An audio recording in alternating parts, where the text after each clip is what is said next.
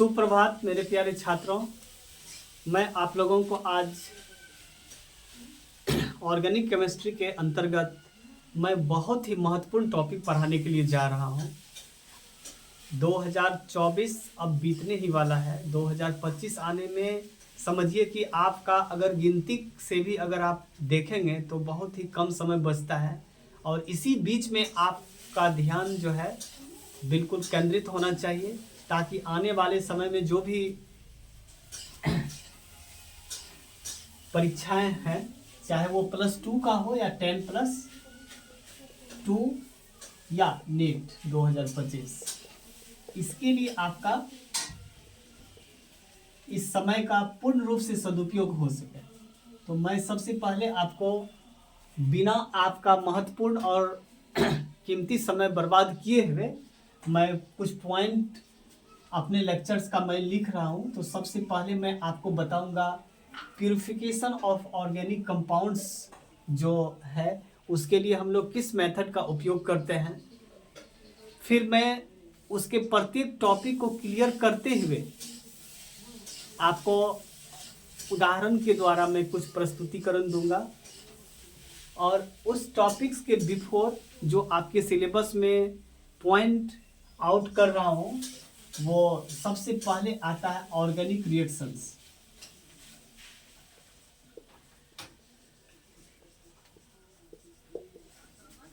मुख्य रूप से कितने प्रकार के ऑर्गेनिक रिएक्शंस हैं जो ऑर्गेनिक कंपाउंड्स के लिए आपको प्रयोग किया जाता है। फिर दूसरा है आपको प्यूरिफिकेशन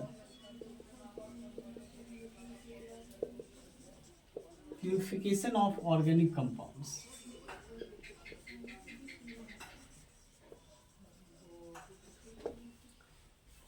जब नेचुरल सोर्स के द्वारा हमें कोई भी ऑर्गेनिक कंपाउंड्स अगर प्राप्त होता है तो वो बिल्कुल अशुद्ध रूप में होता है, और उसको कैसे शुद्ध किया जाता है, उसका जो तरीका है, जो मेथड है प्यूरिफिकेशन के लिए, वो हम लोग आज के लेक्चर्स में आपको बताएंगे। और लेकिन इनके एक एक प्यूरिफिकेशन के मेथड को समझने के लिए मेरे ख्याल से आज का लेक्चर्स का टाइम जो है सफिशिएंट नहीं है। तो सबसे पहले मैं आपको ऑर्गेनिक रिएक्शन जो आपके बुक्स में है, एनसीईआरटी के बुक्स में लिखी हुई है, कितने तरह के आपको पढ़ने चाहिए, तो उस पॉइंट पे मैं आ रहा हूं। बेसिकली 4 प्रकार के ऑर्गेनिक रिएक्शंस हैं जो आपके बुक्स में है। सबसे पहला है एडिशन रिएक्शंस,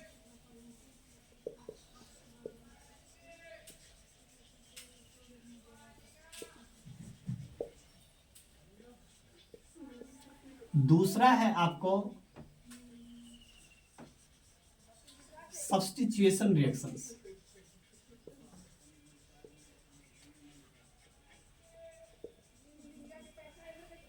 फिर तीसरा रिएक्शंस एलिमिनेशन रिएक्शंस है,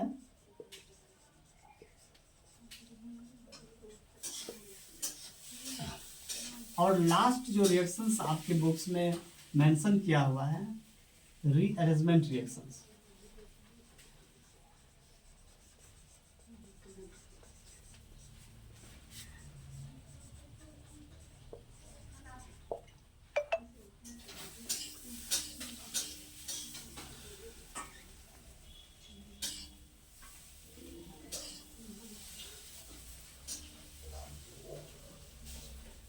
एक, दो, तीन, 4 एडिशन रिएक्शंस को पता है आपको हिंदी में क्या बोला जाता है?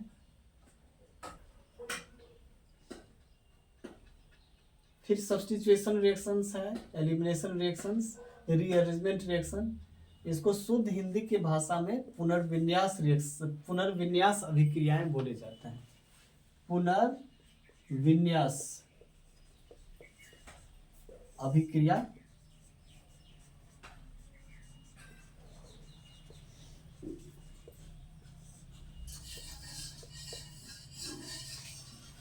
एडिशन योग, एडिशन मतलब जोड़ना होता है, तो किसी भी ऑर्गेनिक कंपाउंड्स को उसके ओरिजिनल फॉर्म में हम लोग जब प्राप्त करते हैं तो बहुत ऐसे एटम्स हैं जो आपस में ऐड होने के बाद, या तो अगर वो ऐड हो रहे हैं तो उसके लिए बहुत सारे फैक्टर्स हैं जो अवेलेबल होनी चाहिए। हम लोग उसके बारे में डिटेल्स में पढ़ेंगे। अभी मैं सिर्फ आपको उस टॉपिक्स को मैं बता रहा हूँ। बस यही 4 रिएक्शंस आपको पढ़ने हैं। फिर दूसरा आपको जो टॉपिक्स है वो प्यूरिफिकेशन ऑफ ऑर्गेनिक कंपाउंड्स है, जिसमें हम लोग बेसिकली पढ़ेंगे वो मेथड क्या क्या है जो हम लोग प्रयोग करेंगे प्यूरिफिकेशन के ड्यूरेशन में, प्यूरिफिकेशन के संदर्भ में हम लोग यूज करेंगे। तो आप इसे लिख सकते हैं,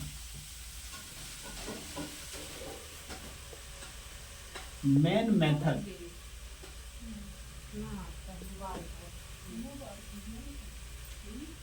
which is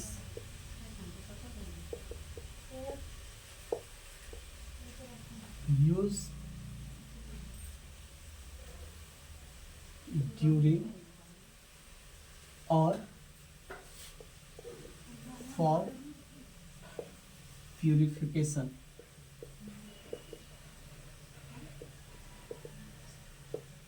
of organic compounds.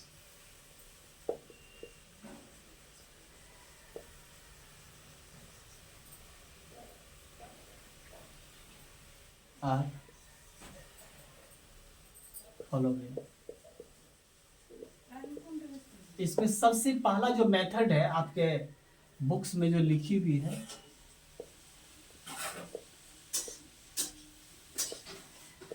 मैं क्रमबद्ध तरीके से आपको बता रहा हूं।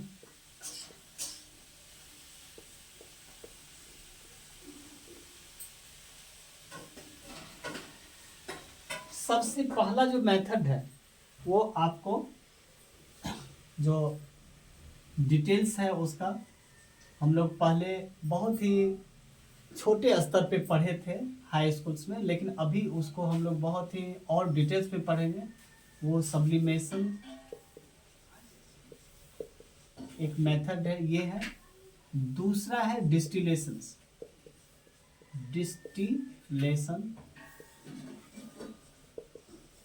थर्ड वन है क्रिस्टलाइजेशन।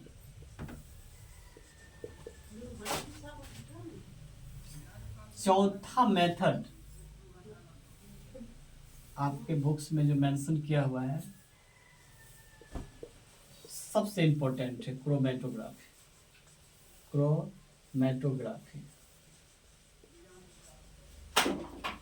और लास्ट है आपको डिफरेंशियल एक्सट्रैक्शन।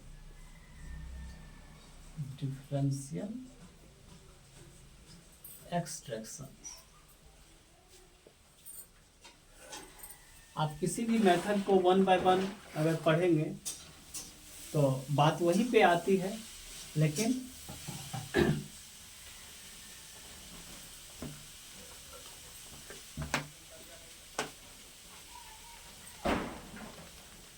ये सारे टॉपिक्स में आगे के लेक्चर्स में, आगे की क्लास में आपको क्लियर कर दूंगा। तब तक आप लोग घर से भी इसको पढ़ सकते हैं।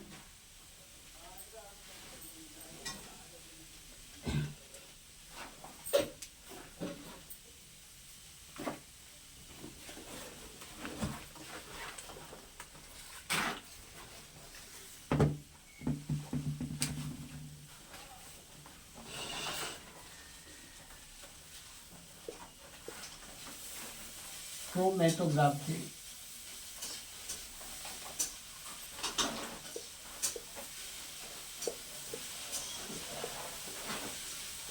ये टॉपिक हमारे लिए बहुत ही महत्वपूर्ण है। बेसिकली क्रोमेटोग्राफी में क्या होता है, जितना भी इम्प्योर फॉर्म है ऑर्गेनिक कंपाउंड्स का, वो मॉलिक्यूलर लेवल पे वो कहाँ तक उनका जो है स्टेबिलिटी है, वो इस क्रोमेटोग्राफी से ही पता, उनकी मात्राएं कितनी है इस क्रोमेटोग्राफी मेथड से ही क्लियर हो जाती है। इसके लिए हम लोग आगे की क्लास में हम लोग वेट करेंगे। तत्काल हम लोग वो देख ले वो कितने प्रकार के होते हैं। बेसिकली 2 प्रकार के आपके बुक्स में लिखी हुई है। सबसे पहला है आपको एब्जॉर्प्शन क्रोमेटोग्राफी और पार्टीशन क्रोमेटोग्राफी। तो हम कह सकते हैं chromatography can be divided into 2 category. The first one is absorption chromatography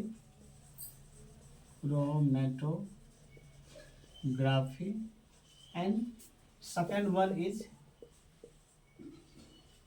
partition chromatography।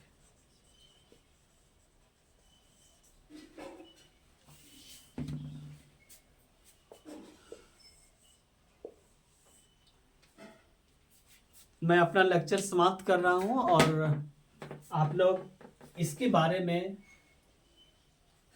घर से भी आपको इस टॉपिक्स को पढ़ के उसके मल्टीपल चॉइस क्वेश्चंस को कोशिश करेंगे और नहीं बनने के बाद उसको मैं खुद सॉल्व करके आपको बताऊंगा।